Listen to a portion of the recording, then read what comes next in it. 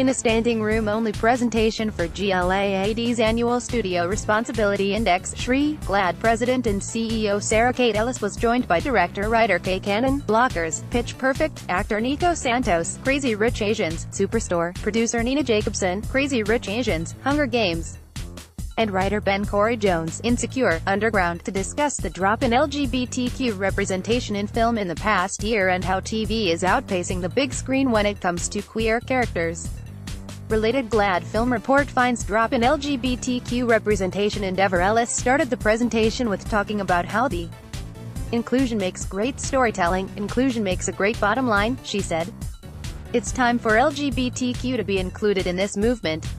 She later adds that the SHRI is less about looking what studios didn't do and more about what they can do.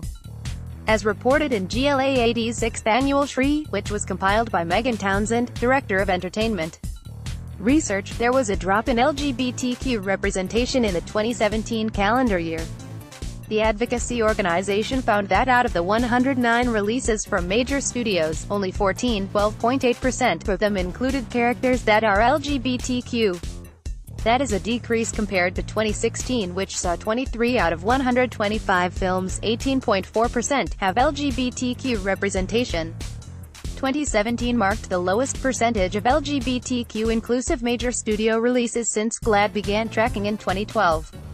As a result, made a call to action to have the 7 major film studios to have 20% of their major releases include LGBTQ characters by 2021 and that 50% of films include LGBTQ characters by 2024.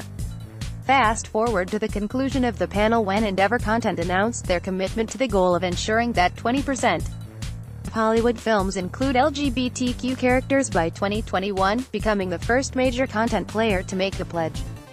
Endeavor Content also committed to its future projects falling under the much-talked-about inclusion. Writer, thank you Frances McDormand, as a best practice earlier this year. Endeavor. The panel originally included Lena Waithe on the roster, but she unfortunately had to cancel.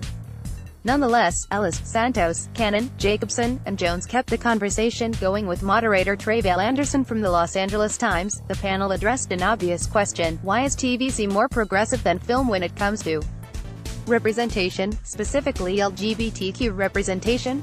Ellis said that the reasons she has heard were because studios have a fear of releasing titles that might shun international audiences, legal issues and the long pipeline for development. Jacobson, who has worked in both TV and film, points to control of the project.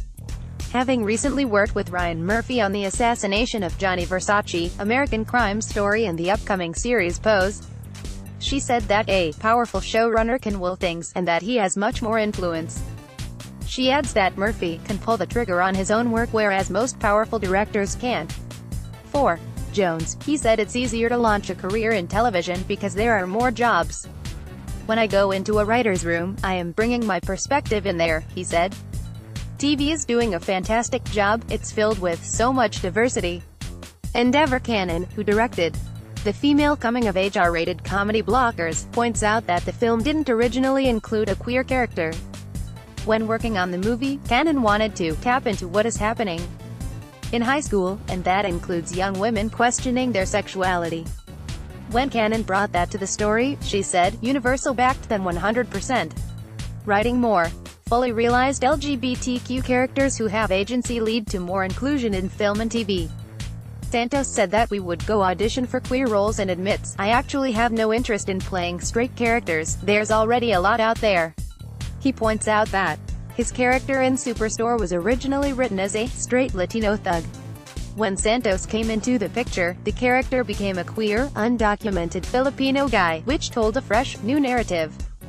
When Moonlight came out and won the Oscar, Jones said that it started an interesting conversation because it told a story about a queer black man, something that has never seen.